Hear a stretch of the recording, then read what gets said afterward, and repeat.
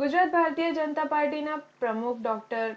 ઋત્વિજ પટેલનો મહીસાગર જિલ્લાના મુખ્ય મથક લુણાવાડા ખાતે ભવ્ય અભિવાદન કાર્યક્રમ યોજાયો હતો, જેમાં બાલાસિનોરથી પસાર થવાના હોય બાલાસિનોરની હોટલ ગ્રીન વર્લ્ડ ઉપર બાલાસિનોરના પૂર્વ ધારાસભ્ય રાજેશભાઈ પાઠક દ્વારા તેમનું ભવ્ય સ્વાગત કરવામાં આવ્યું હતું અને ત્યાંથી લુણાવાડા સુધી 500થી ઉપરાંત બાઇકો સાથે રેલી યોજી મોટી સંખ્યામાં યુવા મોરચાના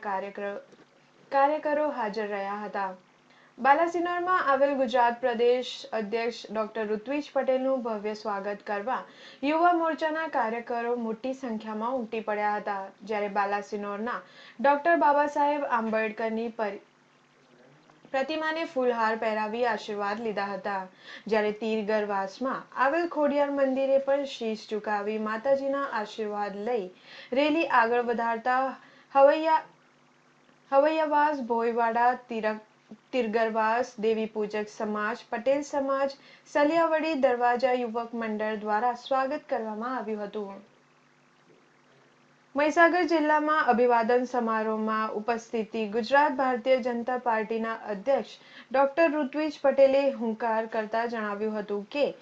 કોંગ્રેસ મુક્ત ભારતની શરૂઆત થઈ ચૂકી છે અને આવતી 11મી તારીખથી જ હોળી મનાવવાનો અવસર આવવાનો છે, જ્યારે મહીસાગર જિલ્લાની ત્રણેય વિધાનસભાઓ કોંગ્રેસ પાસેથી આંચકી કોંગ્રેસ મુક્ત મહીસાગર જિલ્લો બનાવવાનો હુંકાર કરી યુવાનોમાં જોશ લાવી દીધો હતો.